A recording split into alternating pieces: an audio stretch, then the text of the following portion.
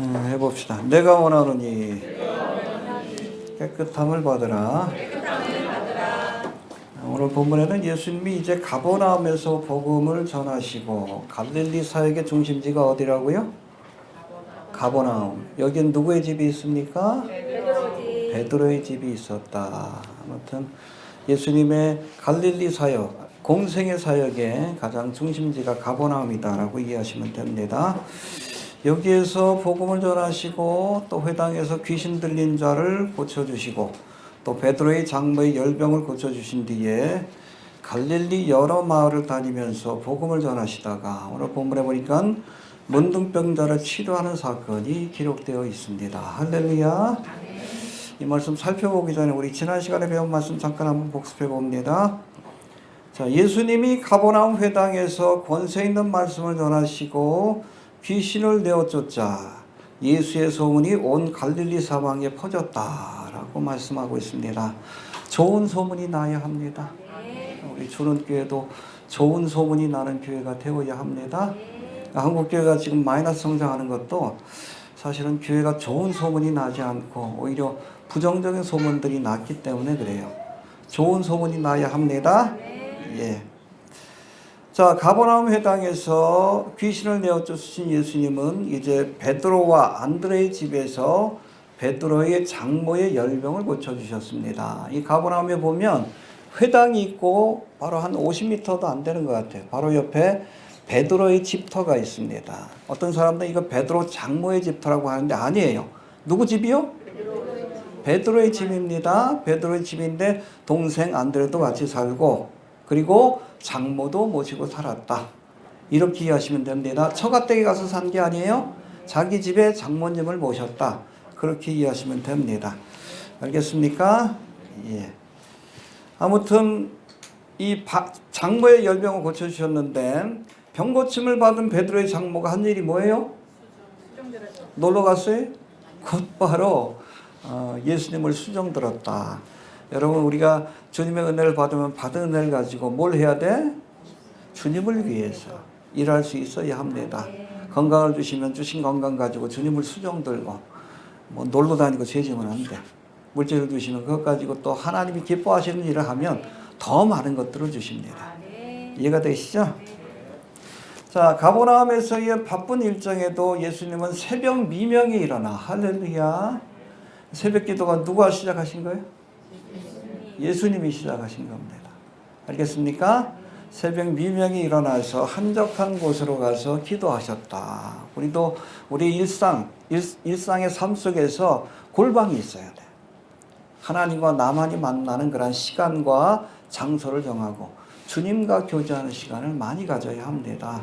하나님을 위해서 많은 일을 하는 특별히 목회자들은 이 한적한 곳에서 하나님과 하는 시간들이 더 많아야 돼.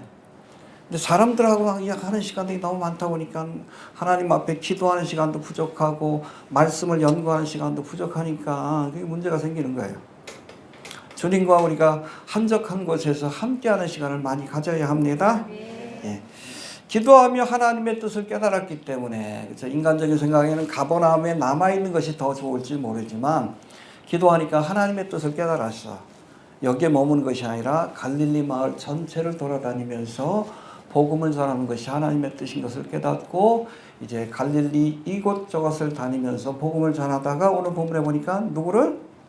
문둥병자를 고치는 이적을 행하셨다. 이해가 되시죠? 자, 본문 한번 봅시다.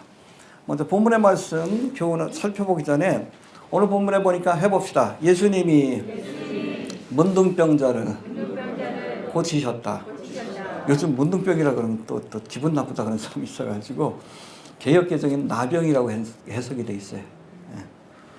오늘 본문에 보니까 한센병 혹은 나병으로도 불리우는 이 문둥병자가 치료받는 기적이 등장하는데 본문의 말씀을 살펴보기 전에 먼저 성경에 등장하는 이 나병에 대해서 특별히 레위기 13장하고 14장에 보면 나병 환자를 진단하는 방법이라든지 치료하고 정결케 하는 방법 또 고침받았을 때 어떻게 해서 어떤 절차를 통해서 가정으로 돌아갈 수 있는지 거기에 관한 아주 상세한 기록들이 나오는데 거기에 대해서 먼저 한번 살펴봅니다. 구약성경과 나병입니다.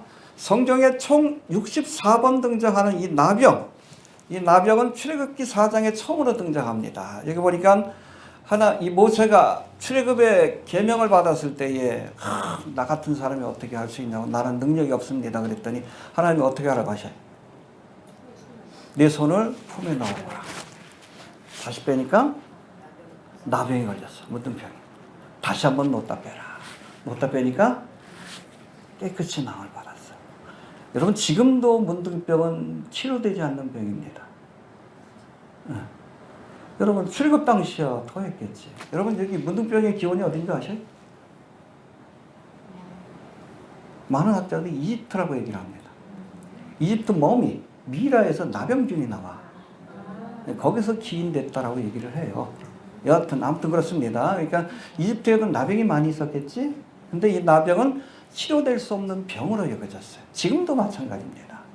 근데 하나님께서 나병이 든 손을 품에 넣고 빼라고 하시니까 났어. 하나님께는 불가능이 없다는 것을 보여준 거예요. 오늘 문둥병자를 고친 사건도 그거예요. 예수님이 성자 하나님인 것을 보여주는 표적 가운데 하나입니다. 메시아가 오면 여러분 소경이 눈을 뜨고 안전병이 일어나고 그 중에 하나 뭐예요?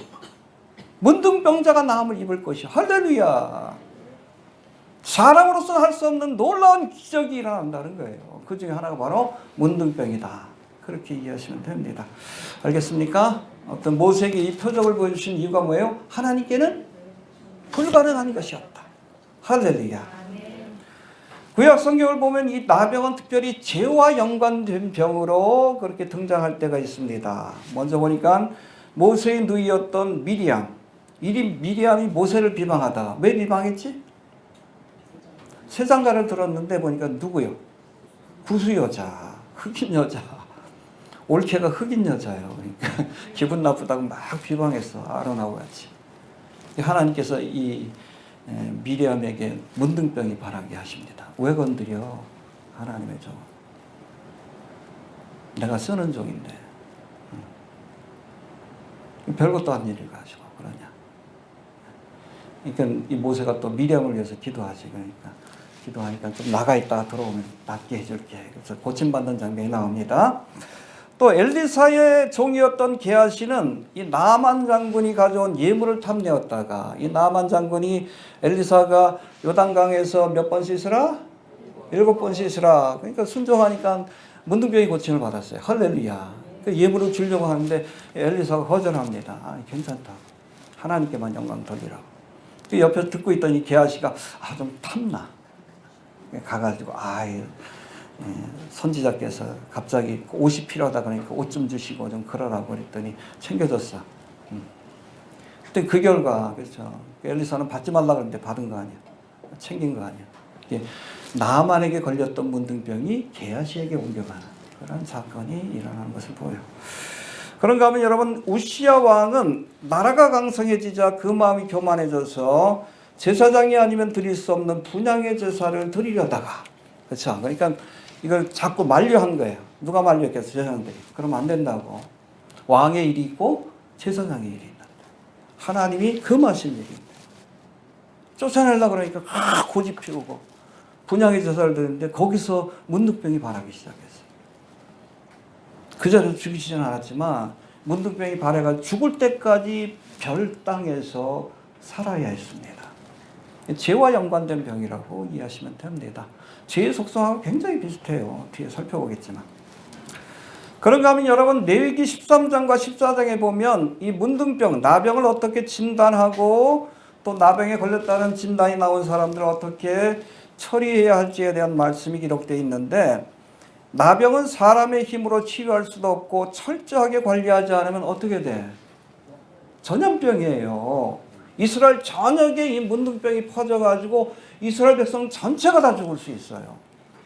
철저히 관리하도록 하셨습니다. 그 관리 권한을 누구에게 맡깁니까? 제사장에게 맡겼어요. 아주 특별한 질병이었다는 것을 우리가 알 수 있다는 거예요.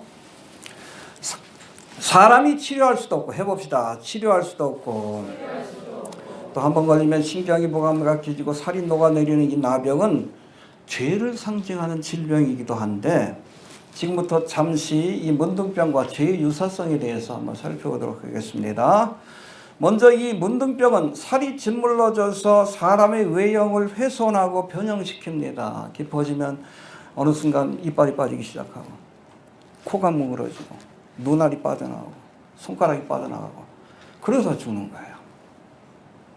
외형의 훼손을 가져오고 변형을 시키는 것처럼 우리 안에 있는 죄도 사람의 성품을 변형시켜서 하나님께서 지어주신 하나님의 형상을 훼손시킨다는 것을 알아야 합니다. 나병이 우리의 외형을 변화시킨다면 죄는 우리의 내면, 하나님의 형상으로 지음받은 우리 거룩한 품성을 훼손시킨다는 것을 우리가 알아야 합니다. 또 두 번째, 성경을 보면 다른 병들은 나음을 받을 때 뭐라고 표현합니까? 베드로의 장모가 열병에서 고침을 받았다라고 표현합니다. 해봅시다. 고침을 받았다. 나병이 고침 받았을 때는 뭐라고 표현합니까? 깨끗하게 되었다.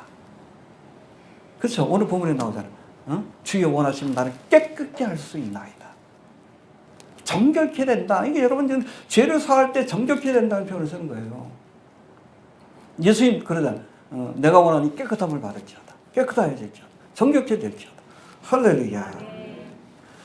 죄가 속함을 받는 것을 우리가 깨끗하게 되었다, 정결하게 되었다라고 표현하는 것처럼 나병에 대해서도 이것이 고침을 받으면 고침받았다가 아니라 깨끗하게 되었다라는 표현을 씁니다. 죄하고 유사성이 있기 때문에 그런 거예요. 이해가 되시죠? 또 세 번째, 피부보다 깊은 곳에 침투하는 나병은 피부 표면에 약을 발라서는 고칠 수가 없고, 마찬가지로 우리의 죄도 우리의 심령 깊은 곳에 침투하기 때문에 죄의 근원을 치유하는 것이 어렵다는 겁니다.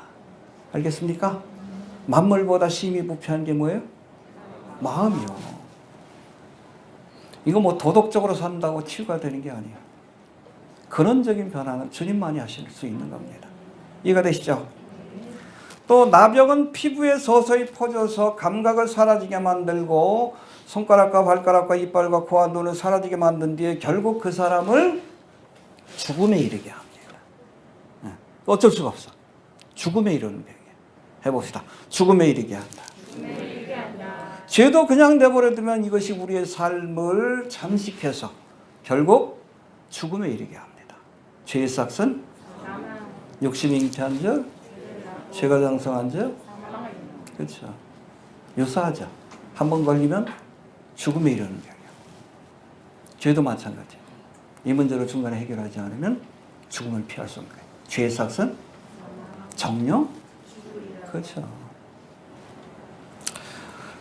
그런가 하면 나병에 걸린 사람은 진영 밖으로 쫓겨나게 되는데 13장에 레기 13장에 보니까 나병에 걸리면 야 그냥 두지 말아라. 왜 뒀다가는 뭐 주변 사람들 다 나병 걸리니까. 지금 우리나라 그렇죠? 소록도에 이렇게 저거 하죠? 이유가 있어요. 그냥 두면 같이 생활하게 하면 옆에 사람들한테 이게 옮겨가기 때문에 그래. 그러니까 여러분 진영 밖으로 쫓아내라고 따로 살게 하라고 말씀합니다. 아담과 하와도 범죄했을 때 어떻게 했어요? 에덴 동산에서 쫓겨났어요. 하나님과의 관계가 끊어지는 겁니다. 죄를 범하게 돼요. 나병에 걸리면 사람과의 관계가 끊어지는 것처럼 우리가 범죄하면 하나님과의 관계가 끊어지는 거예요. 이해가 되시죠? 네. 그다음에 마지막으로 불치병으로 알려진 나병이지만 나병이 치료될 경우 제사장은 그에게 정결의 예식을 치르게 하고, 그래서 뭐 뒤에 좀 나옵니다. 비둘기를 잡고 뭐 이렇게 해가지고 이렇게 정결의 예식을 치르게 하고 속죄의 제물을 바치게 한 뒤에 집으로 돌아갈 수 있도록 했습니다. 할렐루야. 불치병이지만 어찌됐든 하나님이 치료하시던 아니면은 뭐 좀 심한 병이 아니라서 또 고쳐지는 나병도 있으니까 그 제사장한테 확인을 받고 정결의 예식을 치르고 난 다음에 집으로 돌아갈 수 있도록 그렇게 해주었습니다. 할렐루야. 우리도 죄라고 하는 불치의 병을 안고 태어난 사람들이지만 예수님이 십자가에서 흘리신 속죄의 피를 믿고 죄사함을 받게 되면 하나님의 자녀가 되고, 그렇죠? 우리가 떠나왔던 에덴 동산, 천국에 다시 들어갈 수 있게 되는 겁니다. 할렐루야. 네. 그러기 위해서는 나병이 치료돼야 돼요. 죄 문제를 해결하지 않으면 우리가 하나님께로 나아갈 수가 없어요. 왜? 거룩하신 분이기 때문에. 이 문둥병이 치료되지 않으면 집으로 돌아갈 수 없어. 우리가 죄 문제를 해결해야 본향인 하나님의 나라에 돌아갈 수 있는 거예요. 반드시 치료받을 수 있게 되길 바랍니다. 죄라고 하는 문둥병을 치료받아야 돼. 죄라고 하는. 그래야 하나님의 집에 들어가요. 왜? 그건 거룩한 것이기 때문에 그래요. 치료받을 수 있게 되길 바랍니다. 여러분, 사람의 힘으로 문둥병 고칠 수 없어. 그러나 예수님은 할 수 있습니다. 믿으시길 바랍니다. 자, 그리고 이 문둥병을 치료하는 방법에 대해서 레위기 14장에 나오는데 잠깐 한번 살펴봅시다. 레위기 14장 4절 구약성경 166페이지 읽어보고 넘어갑시다.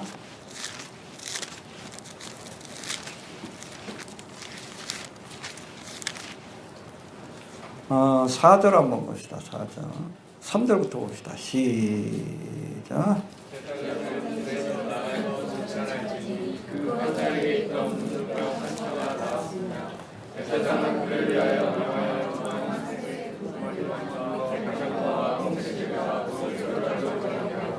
예, 여기 보니까 나병을 정결케 하는 방법을 이렇게 제시하고 계시는데 보니까 제사장은 그를 위하여 명하여 정한 새, 산새, 살아있는 새란 거예요. 살아있는 새 2마리와 백향목과 홍색실과 우슬초를 가져오게 하고. 여러분, 우리가 하나님 앞에 제물을 드릴 때 이게 부자는 뭘 드려? 소를 드리지. 일반인들은 양을 드리지. 뭐 일반인들이 양을 드리지. 양 한 마리 드려야지. 예. 가난한 사람은? 그렇죠. 근데 나병 환자가 경제적인 능력이 있을 수가 없잖아. 그러니까 새를 드리라고 하는 거예요. 이해가 되시죠? 예, 나병 환자의 그 경제적인 그런 걸 생각하셔서 새를 드려라. 2마리 새. 얼마 안 되니까. 자, 그리고 해봅시다. 백향목과 홍색실과 우슬초를 가져오라. 예, 정결의 설치할 때. 백향목 보신 적 있어요? 여기 백향목. 소나무가입니다. 레바논의 상징이 거기 국기에 백향목이 그려져 있어요. 요거와 비슷한 게. 이거 솔로몬이 성전을 지을 때 이걸로. 그러니까 제가 찾아보니까 보통 한 300년 이상 돼야 제목으로 쓸 수 있대요. 일반적으로 한 400년 돼야 그 다음에 건축재료로 사용한다. 이게 향기가 좋거든요. 소나무가라서. 그리고 벌레도 생기지 않고. 이걸로 솔로몬의 성전을 지은 거예요. 솔로몬의 성전뿐 아니라 자기 집도 이걸로 졌어. 솔로몬의 궁전도. 썩지 않기 때문에 그래요. 그래서 우리가 이스라엘 백성들이 나무 가운데 왕은 백향목이라고 그렇게 알고 있습니다. 전 세계에서도 가장 오래 사는 나무로 알려져 있고 그렇다라고 보시면 됩니다. 예. 이게 열매예요. 솔방울 같죠? 예, 소나무가다라고 이렇게 보시면 되는데 소나무과에 속하는 이 백향목은 살균작용이 있는 나무이고 왜 정결의 예식에 쓰이는지 알겠죠? 그 다음에 양털로 만들어진 홍색실은 그 자체가 뭘 상징합니까? 어린 양의 피를 상징합니다. 예수 그리스도의 피로 우리가 정결케 되는 거예요. 이해가 되시죠? 또 담백에 자라나는 박하 종류의 풀인 우슬초는 이게 백향목이고 이 우슬초예요? 허브 박하하고 좀 비슷하죠? 우슬초. 우슬초라고 보시면 됩니다. 이 우슬초는 정화작용이 있는 향기로운 약초라고 이렇게 알려져 있습니다. 그래서 시편 51편에 보니까 우슬초로 나를 정결케 하소서. 아마 밧세바를 범하고 나서 사도가 아니라 다윗이 이 시를 지은 걸로 알려지고 있는데 우슬초로 나를 정결케 하소서. 내가 정하리이다. 나의 죄를 씻어주소서. 내가 눈보다 희리이다. 라는 이 시편의 말씀도 있는 것처럼 우슬초는 피를 적셔서 제물에 뿌려줌으로, 그렇죠? 그것이 정결케 되는 그러한 도구로 사용되는 그런 풀이었다라고 보시면 됩니다. 알겠습니까? 예. 계속해서 우리 레위기 14장 5절부터 7절까지 말씀 한번 봅시다. 정결케 하는 과정을 봅시다. 무등병자를 5절 시작.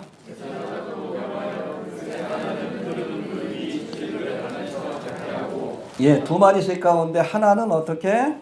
흐르는 물 위에 질그릇, 그릇 안에다가 그렇게 놓고 잡게 하고. 이 물은 뭘 상징합니까? 세례를 상징합니다. 요단강물처럼. 예. 아무튼 질그릇 안에서 잡게 하고 다른 새는, 그러니까 두 마리 중에 하나는 잡고 하나는 그냥 살려주는 거예요. 봅시다. 6절 시작.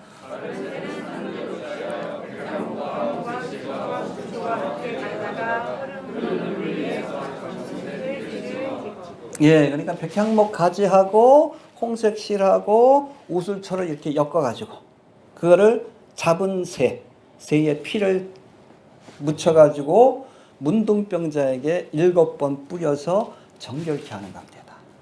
이해가 되시죠? 예, 그 다음 7절 봅시다. 시작.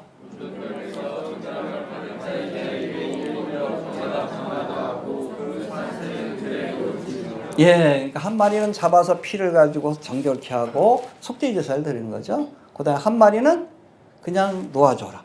뭐하고 좀 비슷하죠? 용키프로 대속죄일 때 양 2마리, 아니 염소죠, 염소. 아사셀 염소라고도 하는데 염소 2마리 중에 하나는 잡아서 속죄 제사를 드리고 하나는 들판에 놓아주잖아요. 그 염소는 뭐라고 해요? 아사셀 염소예요. 보라, 세상 죄를 지고 가는 하나님의 어린 양이로다. 할렐루야.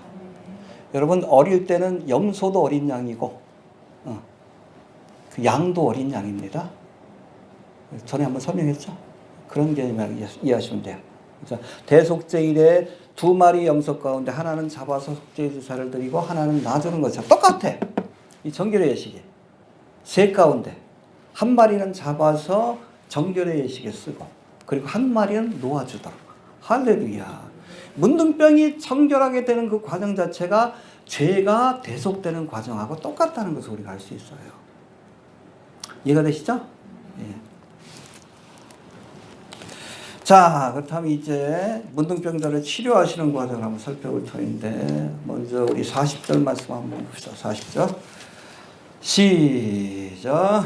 문둥병자가 예수께 와서 보라 엎드려 간구하여 가로되 원하시면 저를 깨끗게 하실 수 있나이다. 예, 이 말씀 하나하나씩 살펴보는데 먼저 문둥병자가 누구에게 왔어요? 직접 예수님한테 왔어요. 우리가 주님의 은혜를 받으려면 주님 앞에 나와야 돼. 은혜 받으려면 먼저 발이 은혜를 받아야 돼. 성전에서 이게 뭐 생수가 흘러가지고 그러니까 일천적을 청량한 적 발목에 닿고, 그 다음에 무릎에 닿고, 그 다음에 허리에 닿고, 그 다음에 헤엄을 쳐야 건널 만큼 큰 강이 되었더라. 이게 뭐예요? 은혜 받는 단계예요. 제일 먼저 발목이 은혜를 받아야 돼. 열심히 주님 앞에 찾아 나와야지. 그 다음 은혜의 단계가 뭐예요? 무릎, 기도해야지. 그 다음 뭐예요? 허리, 뭐예요? 봉사해야지. 그 다음 마지막은 뭐예요? 흐르는 강물에 나를 맡기는 성령 충만의 단계예요. 열심히 주님 앞에 나와야 돼. 그게 기본이요. 가능하면 예배의 자리 빠지지 않길 바랍니다. 그 믿음의 기본이에요. 예수님 앞에 나왔어요. 근데 여러분, 당시에 여러분 레위기 13장 45절 말씀을 보면 문둥 환자는 옷을 찢고 머리를 풀며 윗입술을 가리우고 외치기를, 어디 나갈 때 윗입술을 가리고 외치기를, 옷을 이렇게 가리고 뭐라고 외치라고요? 부정하다, 부정하다. unclean, unclean 할 것이요. 병 있는 날 동안은 늘 부정할 것이라. 그가 부정한 적 혼자 살되 진밖에 살지니라 라는 말씀이 있는데, 여러분, 제사장이 문둥병자란 진단을 내린 순간부터 문둥병자는 사람들이 사는 곳에서 떠나서 홀로 살아야 했고, 혹시 길을 가다가 사람을 보게 되면 처음부터 나는 부정한 사람이니까 가까이 오지 말라라고 그렇게 해야 돼요. 그거 안 하면 어떻게 돼? 돌로 쳐 죽여요. 그러니까 여러분, 이 당시에 문둥병자가 사람이 많은 곳에 간다는 건 목숨을 내건 거예요. 예수님한테 목숨을 걸고 찾아온 거예요. 그런 믿음이 있으니까 이런 은혜를 경험한 거지. 나를 간절히 찾고 찾는 자가 만날 것이라고 했어요. 고침받은 이유를 아시겠죠? 목숨 걸고 나온 겁니다. 사람들 많잖아. 예수님 옆에 마을에 가면 사람들이 문둥병자가 가까이 오면 돌로 쳐 죽여. 그래도 할 말이 없어요. 가까이 하면 안 됩니다. 2m 이상 가까이 하면 안 돼요. 근데 주님 앞에 나왔잖아. 목숨 걸고 나온 거예요. 이 문둥병자의 믿음을 우리가 돌아볼 필요가 있어요. 해봅시다. 목숨 걸고 나왔다. 두 번째, 예수님 앞에 나와서 꿇어 엎드렸다라고 말씀합니다. 해봅시다. 꿇어 엎드려. 이게 경배한 거예요. 무릎을 꿇고 예수님께 경배했다 그런 뜻이에요. 고니 페테오라고 되어 있는데 우리가 하나님을 경배하듯이. 여러분 요한계시록에 보면 사도 요한이 천사한테 경배하려고 하니까 말리죠. 천사는 피조물이기 때문에. 구약에도 그런 장면이 나와요. 천사에게 경배하려고 하니까 천사가 못하게. 야, 나도 하나님을 수중드는 천사다. 그렇게 하지 말아라. 근데 예수님은 경배를 받았어. 왜? 하나님이시기 때문에. 경배를 받으신 거예요? 하나님이시기 때문에. 또 하나님이시기 때문에 문둥병자를 낫게 한 거예요. 이해가 되시죠? 예, 그다음 세 번째 보니까 간구하여 가로되, 다시 한번 봅시다. 40절 시작.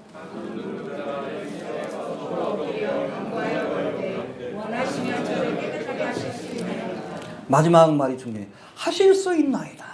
해봅시다. 하실 수 있나이다. 예수님의 능력을 의심하지 않았어요. 사람은 못해도 당신은 하실 수 있습니다. 할렐루야. 우리도 주님 앞에 나올 때 딴 거 필요 없어. 믿음을 갖고 나오시길 바랍니다. 나는 못해도 주님은 하실 수 있다.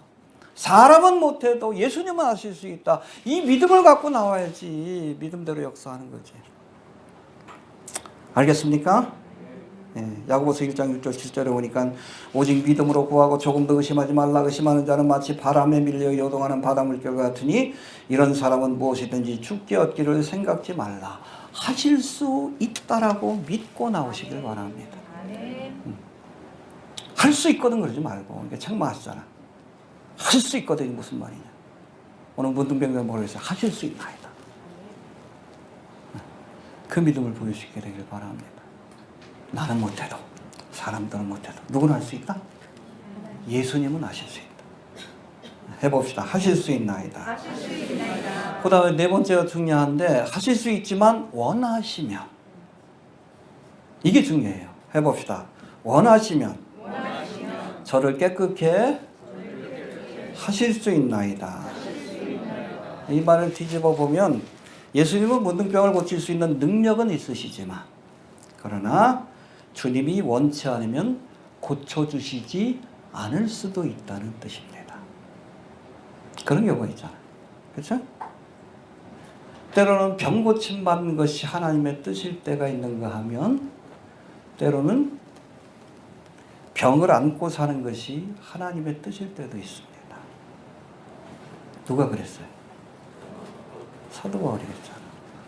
육체의 가시를 위해서 3번이나 기도했다 그랬어. 많은 사람들이 그 간질병이라고 그렇게 얘기를 합니다. 설교하다가 막 넘어가가지고 막 거품을 무는 거야. 은혜가 돼, 안 돼? 그러니까 3번이나 기도했지. 근데 하나님이 안 고쳐졌어요. 주신 응답이 뭐예요? 내 은혜가 잔인하셔 하나님도. 그리고 이유를 설명하죠. 여러 계시를 받은 것이 지극히 크므로 너에게 많은 은혜를 주었다. 네가 하나님으로부터 많은 은혜를 받고 큰 일을 감당하고 있고 또 계시를 받았다. 그러므로 너무 자고하지 않게 하시려고, 교만하지 않게 하시려고 육체의 가시를 주셨다는 거예요. 육체의 가시고 사단의 사도를 주셨다. 내 은혜가 가시도 은혜다라는 거예요. 내게 있는 질병도 은혜다. 이 질병 때문에 네가 겸손해지지 않느냐. 할렐루야. 그러니까 여러분, 때로는 하나님께서 병 고침 받는 것이 주님의 뜻일 수도 있지만 병을 안고 살아가는 것이 주님의 뜻일 때도 있다는 것을 인정해야 합니다. 이해가 되시죠? 그래서 우리가 기도 응답은 3가지로 나온다 그랬죠? 첫 번째, 예스라는 응답이 있어. 오늘 문둥병자 주님 앞에 기도하니까 바로 예스 하셨잖아. 그런가 하면 노라는 응답도 있습니다. 병 고침을 받기 위해서 기도했지만 3번이나 기도했지만 노하셨어요. 근데 그게 더 큰 은혜가 된다는 거예요. 때로는 웨이트할 때가 있어요. 기다려라. 아브라함에게 자식 준다 그래서 몇 년을 기다리게 하셨어요. 그렇죠. 우리가 마라나타 매일 기도하잖아. 10년 넘게 기다리고 있잖아. 그렇잖아. 언제까지 기다려야 돼?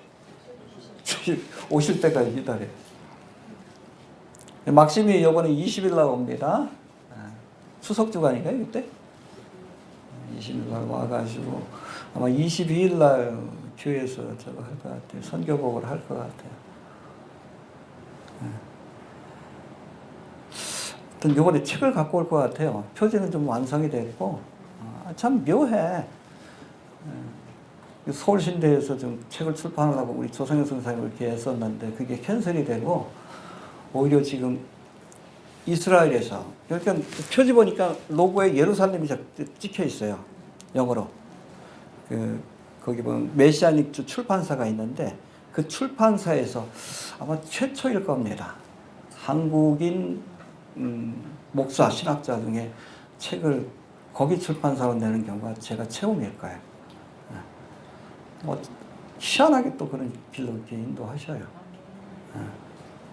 어찌됐든 우리가 마라나타 하면서 3년 동안 저거 했는데 이제 좀 결실을 보는 것 같아. 이제는 오셔도 될 것 같죠? 뭐 지난주에 조상현 선교사님하고 또 통화하면서 이젠 주님 오셔도 될 것 같다. 그렇습니다. 웨이트라는 응답을 주실 때가 있어요. 그때는 여러분 응답을 주실 때까지 기다릴 수 있어야 돼. 너희에게 인내가 필요함은 하나님의 약속하신 것을 얻기 위함이다. 우리가 기도해도 바로 안 주실 때가 있어요. 기도의 잔이 찰 때까지 하나님의 때가 이루어질 때까지 기다리실 때가 있습니다. 자, 마지막으로 여기 보니까 문둥병자가 예수님 앞에 나가서 뭐라고 합니까? 깨끗게 하실 수 있나이다. 해봅시다. 깨끗게 하실 수 있나이다. 그래서 아파에서 살펴본 것처럼 이 문둥병이 치료받는 것을 고침받았다고 하지 않고 깨끗게 되었다. 마치 죄가 정결케 되는 것처럼. 할렐루야. 믿습니까? 예.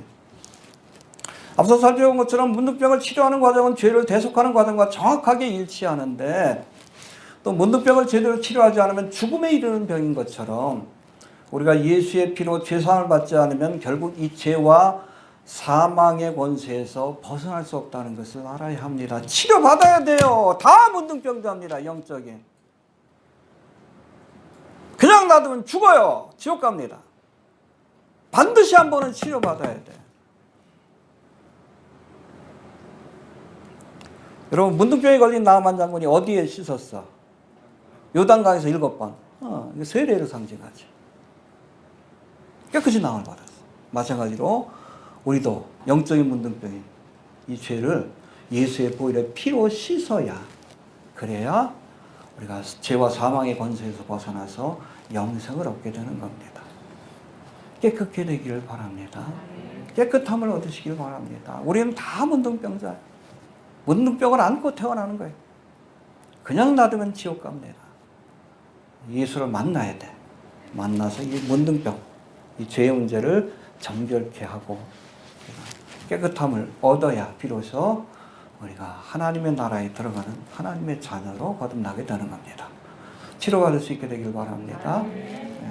41절 봅시다. 41절. 시작.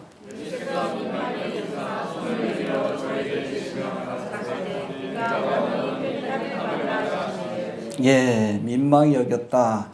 헬러 원어로 보니까 스프랑코리조마이라고 되어 있는데 킹제임스 버전에서 이것을 moved with compassion. 동정심에 의해서 마음이 움직였다.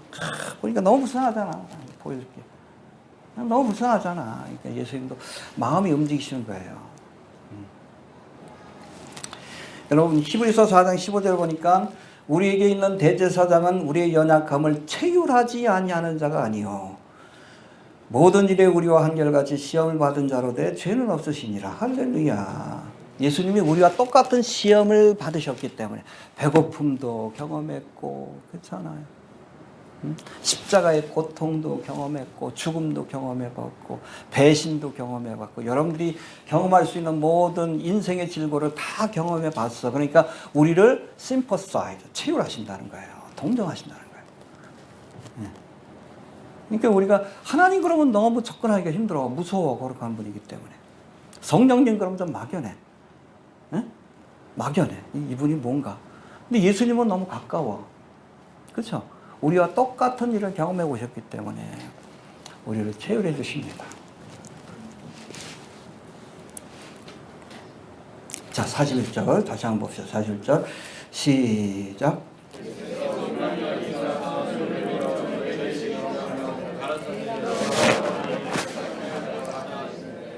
여기 보니까 치료할 때 해봅시다. 손을 내밀어 저에게 대시며.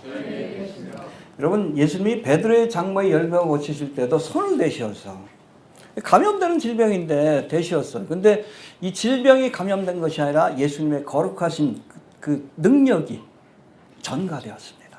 이 문둥병자도 마찬가지야. 원래 문둥병자는 가까이에서 안 되는 거예요. 2m 이상 들어가면 안 되는 거예요. 근데 예수님이 가서 손을 잡아주시잖아. 근데 문둥병이 감염된 것이 아니라 예수님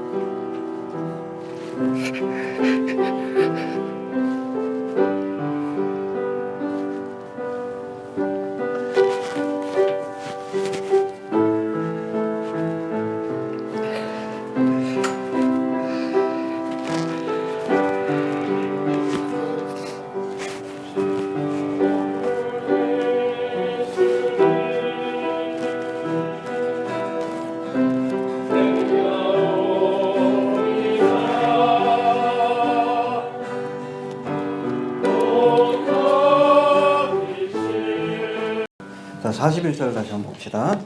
시작. 여기서 손을 내밀어 저에게 대시며 가라사대 내가 원하노니 그 땅을 받으라. 해봅시다. 내가 원하노니 깨끗함을 받으라.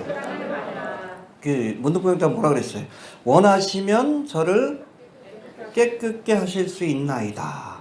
이 믿음을 보이니까 그 믿음대로 똑같이 내가 원하노니 깨끗함을 받으라. 할렐루야. 믿음대로 역사합니다. 믿음대로 해봅시다. 믿음대로 역사해 주신다.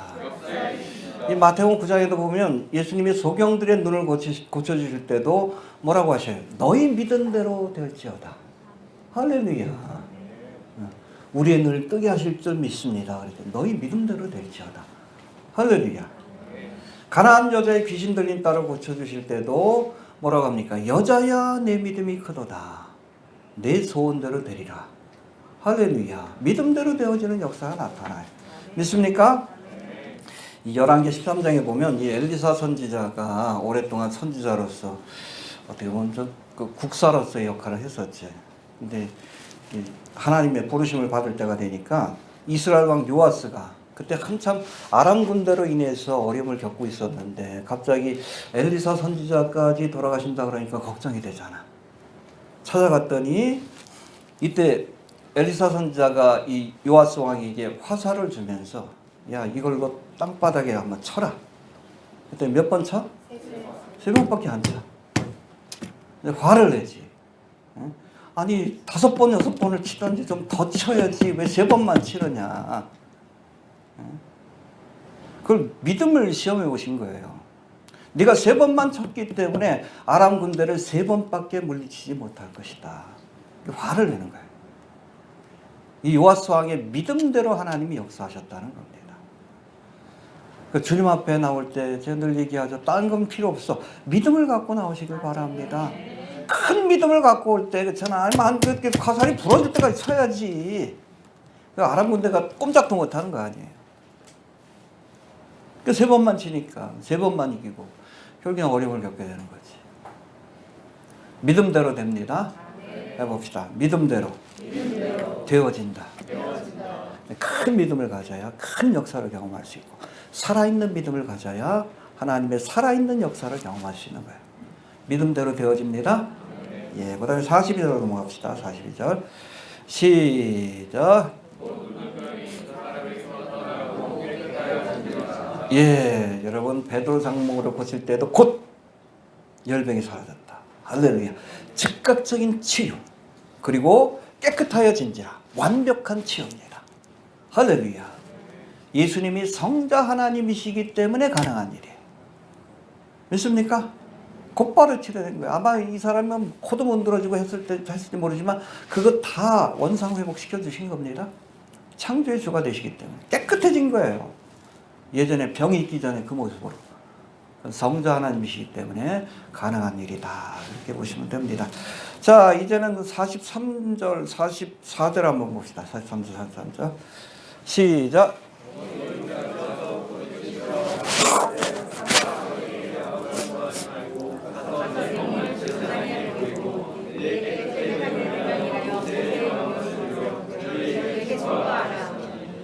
예.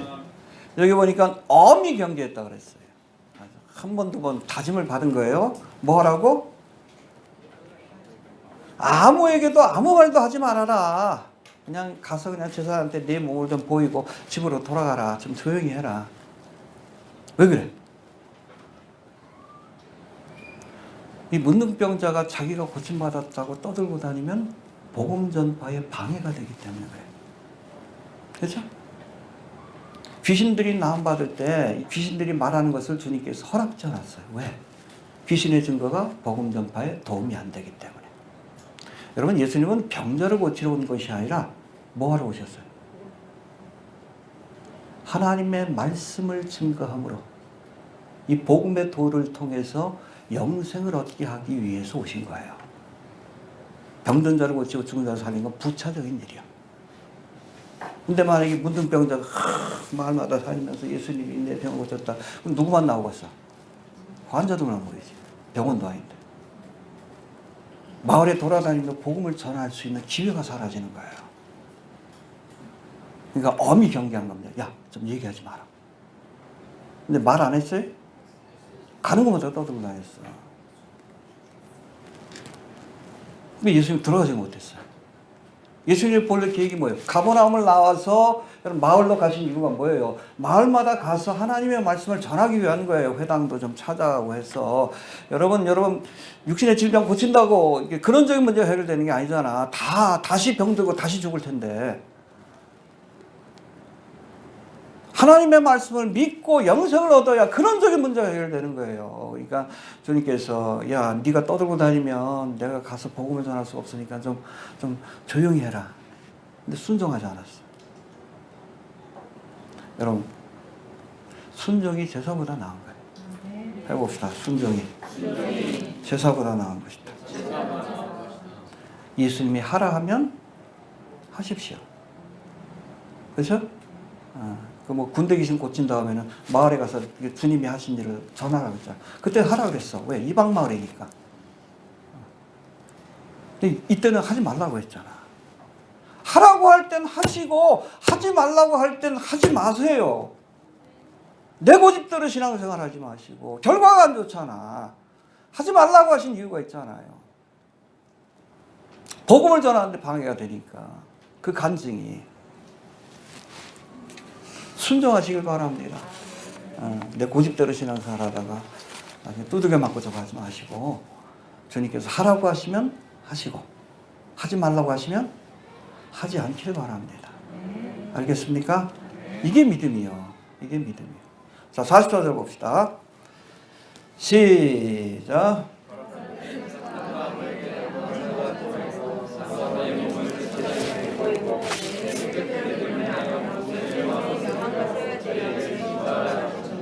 네, 앞에 살펴본 것처럼 레위기 14장에 보면 문둥병에서 깨끗함을 받은 사람들이 제사장을 찾아가서 자신의 몸을 보이고 치려야 할 정결의 예식이 있습니다.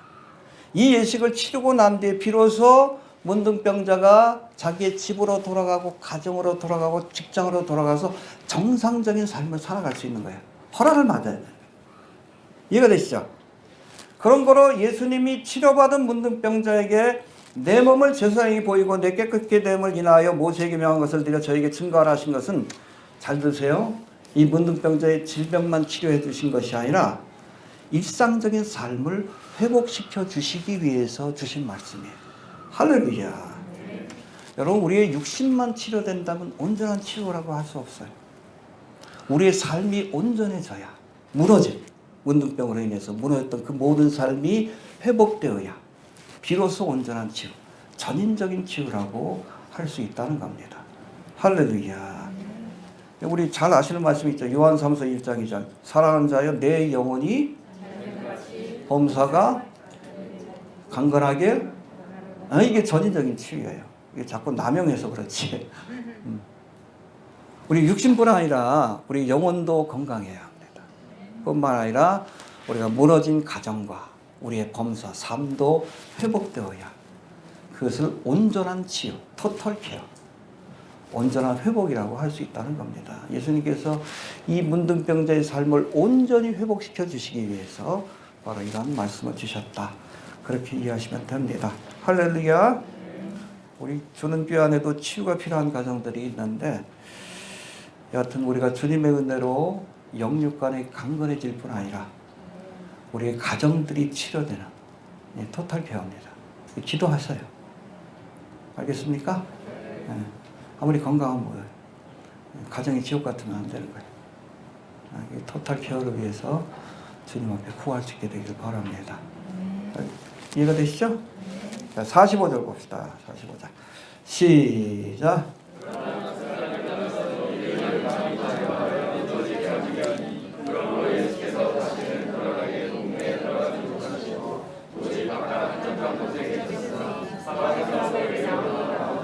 예, 고침받은 거 사람들한테 얘기하지 뭐 재상한테나 얘기해.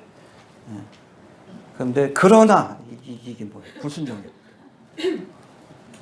고집. 그 사람이 나가서 일을 많이 전파해요. 전파하지 말라고 하는데 왜 전파해? 널리 퍼지게 하니 결과가 뭐예요? 그러므로 예수께서 다시는 드러나게. 이게 좀 동네마다 다니면서 복음을 전하는 게 주님의 뜻인데, 이 사람 때문에 결국에는 가버나움에서 왜 나왔어? 갈릴리 동네를 다니면서 복음을 전하려고 나오셨는데, 이 문둥병자 때문에 결국에는 주님께서 마을을 다니면서 복음을 전하는 그 계획을 실천할 수 없었다라고 말씀하고 있는 거예요. 이해가 되죠? 아까도 말씀드렸듯이 육신적인 치료는 일시적인 치료에 불과합니다. 죽은 자가 살아나 다시 죽는 거예요. 근원적인 치료는 뭐예요? 하나님의 말씀을 듣고 회개하여 영생을 얻어야 돼. 그래서 여러분, 병을 고치는 것보다 복음을 전하는 것이 우선이에요. 그래서 WCC 같은 데서 토탈 복음 그래가지고 세상을 변화시켜야 된다 그러는데, 웃기는 얘기요. 세상은 장망성이요. 정치도 변화시키고 사회도 변화시키고 뉴월드도 만들자는 얘기지. 아니에요. 예수님은 세상을 변화시키러 오신 게 아니에요. 영혼을 구원하러 오신 거예요. 복음을 듣고 회개해야 영생을 얻으시기 때문에 이게 근원적인 치료예요.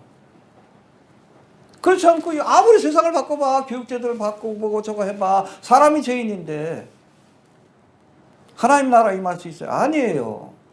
영혼이 변화되어야 돼요. 말씀을 통해서 영혼이 변화가 되어야 됩니다. 병을 치료하는 것보다 더 중요한 것이 복음을 전하는 겁니다. 우리가 우선순위를 알아야 합니다. 교회는 병원이 아니에요. 하나님 고쳐줄 수도 있지만, 봉사하는 기관이 아니에요. 우리가 구제도 하지만, 교회는 왜 있습니까? 하나님의 복음을 전하기 위해서 일하는 거예요. 이걸 잊어버리면 안 돼. 우리가 조상현 선교사, 막심 선교사, 우리 후원하는 이유도 그거예요. 복음 전파의 사역에 함께하는 겁니다. 네. 교회 목적이 그것 때문에 그래. 그게 근원적인 치유의 그 방법이기 때문에 그렇습니다.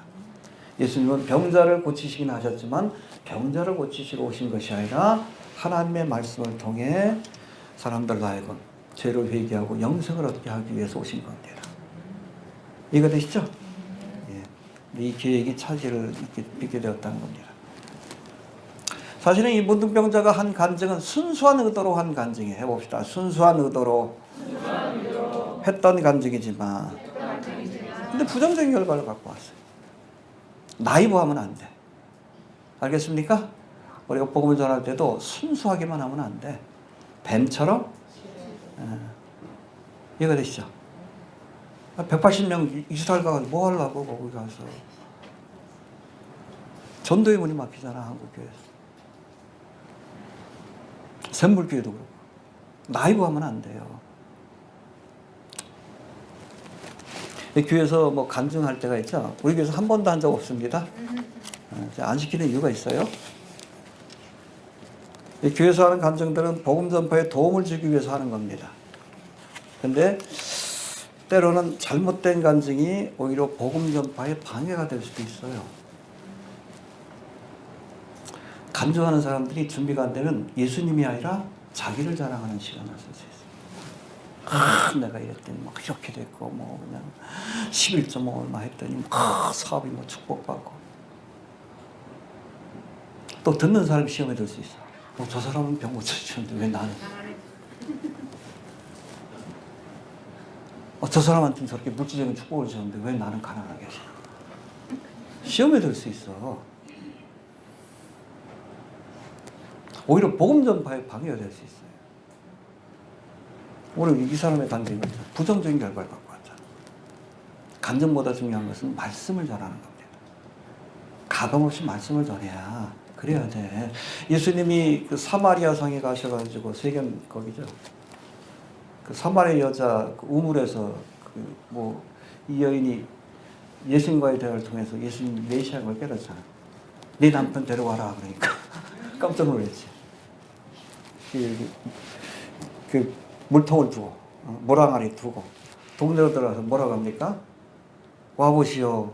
내가 한 일을 알려준 이 사람을 보시오. 메시아가 아닙니까? 다들 알지 이 여자가 얼마나 부정한 여자인지. 남편이 5이었고 지금 있는 남자도 네 남자가 아니다. 네 남편이 아니다. 우리 용산에 있는 누구 비슷한데 아무튼 난잡한 삶을 살았던 거예요. 그러니까 그 간증을 듣고 사람들이 예수님 앞에 나왔어요. 그리고 예수님 앞에 나와서 나중에 말씀을 듣고 이 말씀을 통해서 크게 은혜를 받게 됩니다. 그래서 그 사람들이 고백을 할 때 뭐라고 합니까? 그 여자에게 말하되 이제 우리가 믿는 것은 내 말을 인함이 아니라 내 간증을 듣고 믿는 게 아니다. 아니니 이는 우리가 친히 듣고 예수님의 말씀을 친히 듣고 그가 참으로 세상의 구세주인 줄 알미니라. 할렐루야. 간증보다 말씀이 우선돼야 된다. 이 사마리아 여인의 간증이 사람들을 예수님께로 데려오긴 했지만 진정으로 예수님이 메시아인 걸 알려면 주님의 말씀을 들어야 되는 거예요. 간증보다 말씀입니다. 알겠습니까? 자꾸 자기 얘기하는 그게 중요한 게 예수님이 뭐라고 하셨는지 그게 중요한 거예요. 이해가 되시죠? 간증도 잘해야 돼요. 잘못하면 자랑이 됩니다. 하나님을 자랑하는 것이 아니라 자기를 자랑하게 되고 듣다가 시험에 들어요. 시험에 들 수도 있어요. 잘못된 간증. 이 문둥병자의 간증이 부정적인 결과를 가져온 거죠. 우리 간증보다는 하나님의 말씀에 중심을 둬야 된다는 것을 잊지 않으시길 바랍니다. 정리합니다. 한 문둥병자가 예수께 와서 꿇어 엎드려 간구하여 가로되 원하시면 저를 깨끗게 하실 수 있나이다. 할렐루야. 원하시면 그냥 내버려 둘 수도 있습니다. 그것까지 아멘 할 수 있어야 돼. 이해가 되시죠? 병고침 받는 것이 하나님의 뜻이 아닐 수도 있습니다. 가난하게 사는 것이 하나님의 뜻일 수도 있어요. 그것까지도 아멘 할 수 있는 겁니다. 우리 보기엔 그게 싫지만 그래도 하나님 보시기엔 그게 유익되다고 여기시고 노라는 응답을 주실 때도 있다는 것을 알아야 합니다. 예수께서 민망히 여기사 궁일이 여겼다는 거예요. 손을 내밀어 저에게 대시며 가라사대 내가 원하노니 깨끗함을 받으라. 할렐루야. 아무튼 우리가 영육간에 강건한 삶을 사는 것은 주님이 원하시는 일입니다. 믿습니까? 이걸 의지해서 주님 앞에 기도할 수 있게 되길 바랍니다. 곧 문둥병이 그 사람에게서 떠나고 깨끗하여진지라. 할렐루야. 문둥병을 치료받은 사람에게 예수님은 이 일을 사람들에게 알리지 말라 하셨지만 문둥병자가 이 말에 순종하지 않고 널리 퍼뜨림으로 예수님이 더 이상 갈릴리 마을에서 복음을 전할 수 없었다라고 오늘 본문은 말씀합니다. 순종이 하라 그럴 땐 하시고 하지 말라 그럴 땐 그렇죠. 간증을 하라 그럴 때가 있어요. 그땐 하고 하지 말라 그럴 때가 있어요. 이유가 있는 거예요. 따지지 말고. 그게 순종이에요. 순종이 지킬 수 있게 되길 바랍니다. 내 생각이 아니라 예수님의 생각에 순종하는 것이 항상 최선의 결과를 가져온다는 것을 잊지 않기를 바랍니다. 알겠습니까? 예, 주신 말씀 붙들고 기도합니다. 하나님, 문둥병자를 치유하시는 기적을 통해 주님께는 불가능한 일이 없고 문둥병과 같이 우리